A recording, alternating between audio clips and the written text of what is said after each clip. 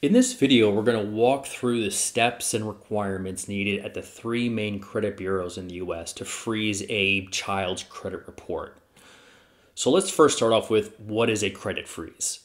A credit freeze basically locks the data at one of the three credit bureaus until the individual gives permission for the release of that data.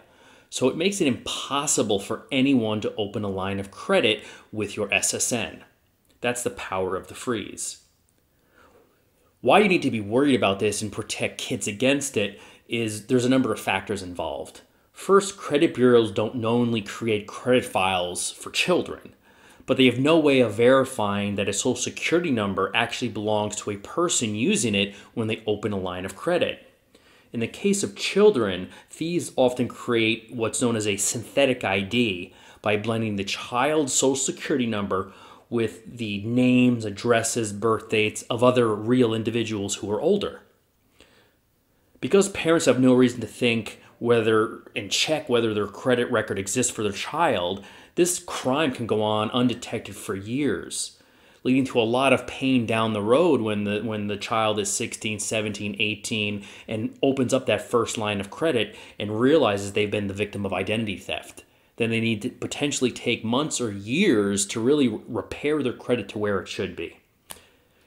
A Carnegie Mellon report from several years ago found that children's SSNs are 51 times more likely to be used in synthetic ID fraud. So this is a real issue. It's a real concern. If you watch some of my other videos, I've mentioned this. So it's something that is really critical to take care of and one of the biggest things you can do to protect the IDs of your child from identity thieves. And it really is four main steps. We're going to go through each of these four steps in a little more detail. We're going to log on to each of the different credit bureaus, and I'm going to walk you through kind of the do's and the don'ts and the type of documentation you're going to need.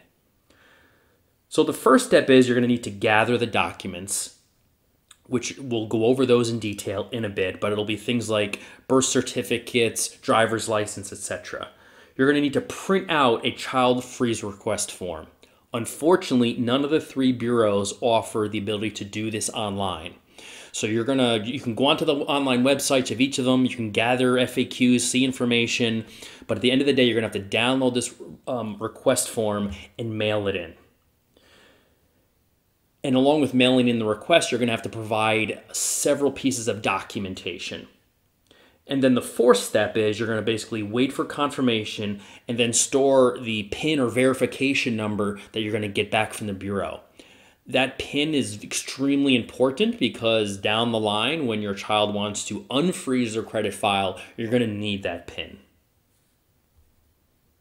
A few additional tips before we jump in is always use certified mail when sending forms and these sensitive documents to the three credit bureaus. Always send copies of documents. Don't ever send the originals, of course. And when it comes to identification, the credit bureaus don't accept credit card statements, voided checks, lease agreements, magazine subscriptions. We're going to go into detail at each of the bureaus, the exact documents you're going to need in order to make sure that the credit freeze is successful.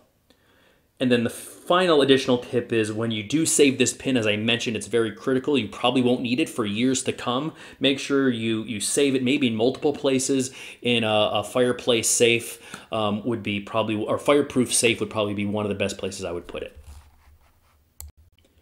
The first bureau we're going to start with is Equifax.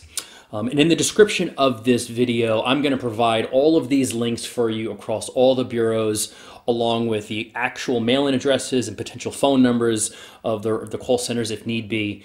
And so you don't have to worry about writing all this down. I'm just going to walk you through just so you get a sense of some of the actual landing pages for each of the main freeze pages and things to look out for and what to be careful of. So here is the main freeze page for Equifax, and it does contain a little bit of detail about how it works and things that you'd need and some FAQs. So if you do want to check that out, it is fairly informative. But the one thing I want to mention is you don't actually hit this button here. So it says get started with a freeze. That is only for those who are adults.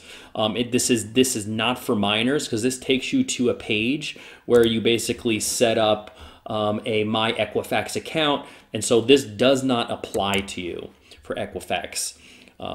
What you are going to go to, and I'll bring it up here, you can see this link. This link will be in the description because it is really hard to find. It's pretty much buried within the main web page. But here's the form you're going to download.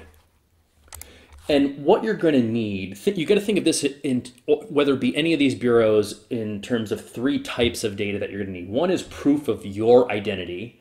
The second is proof of the minor's identity. And then there is proof that authorizes you on behalf of the minor to freeze. So basically proving that you're either a guardian or the parent of the minor. So for Equifax, you need one of three documents to prove your identity. You need either a copy of your driver's license or a government issued identification, or a copy of a social security card, or a copy of your birth certificate. One of those three will suffice for proof of your identity. For the minor, you need a copy of the minor's social security card and so you need both, a copy of the minor's birth certificate. And then to show you are the minor's parent or authorized guardian, you need either just one of these, a copy of the minor's birth certificate, a copy of a court order that you are the guardian, a copy or a copy of a lawful executor or valid power of attorney, or a copy of a foster care certification. So you only need one of those four. Now let's jump to Experian. So here is the main security freeze page. You see add a security freeze right here. You can click on that. And then it'll go down and say, are you the credit file owner? Which is you are not, right? And so freeze a protected minor or someone who's incapacitated. And so you would click there. And this brings up the Experian form. So again, this is something you're going to download, print out, and fill out. And again, you're going to have to think about those three categories of documentation. So proof of identity for Experian is pretty similar, but there are a few nuances. So proof of your identity, it's either a copy of your driver's license or a government issued identification, or a copy of your social security card, or a copy of your birth certificate. So one of those three, and this is where Experian's different, and a copy of either a utility bill, a bank, or an insurance statement. And in your note, so in addition to this document you send in, please also provide a current mailing address and previous mailing address for the past 2 years. So just put that in a little note in addition to this request form you fill out. Proof of the minor is, again, a copy of the minor's social security card and a copy of the minor's birth certificate. And this is where Experian's a little different. Again, proof of, not proof, just note the current mailing address and previous address for the past 2 years of the minor. So both yourself and the minor for Experian, just list your addresses basically for the past 2 years. And then the final piece is, how do you prove you're the minor's parent or authorized representative for Experian? That is exactly the same as Equifax. So again, a copy of the birth certificate or a court order copy, or a copy of a lawfully executed power of attorney, or a copy of the foster care certificate. So very close to Equifax, other than that the 2 years of name and address information for both you and the minor. And then finally, TransUnion. So here is, again, the main landing page. And there is a lot of information about FAQs, different details about credit, the different steps it takes for, down below here, you can see minor child free. So we will go into detail, and we'll have a lot of FAQs that may come up that maybe I didn't answer in this video that can be very useful. The difference with TransUnion is there isn't an online form.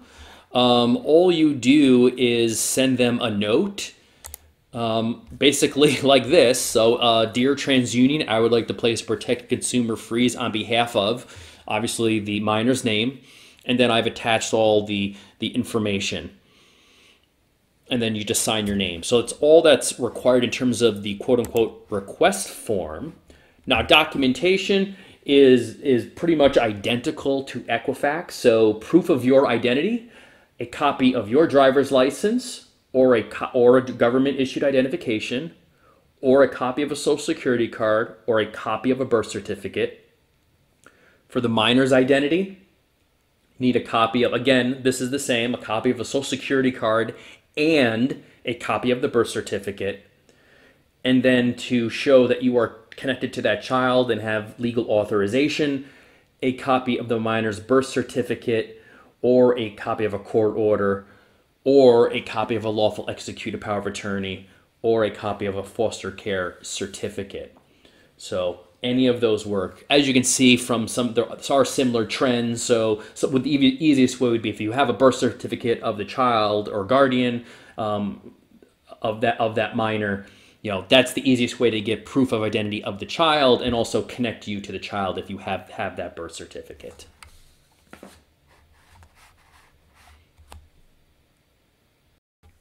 And to wrap up this video, here are the addresses of the 3 bureaus that you're going to want to send in your request forms along with your proof of identification. Be sure to check out the video descriptions for the main page links for each of the different freeze centers for the bureaus. These addresses should stay accurate for quite a while, but if you are watching this video a little bit later on down the line, always double check the addresses from the website. As always, be sure to like, subscribe, and provide comments.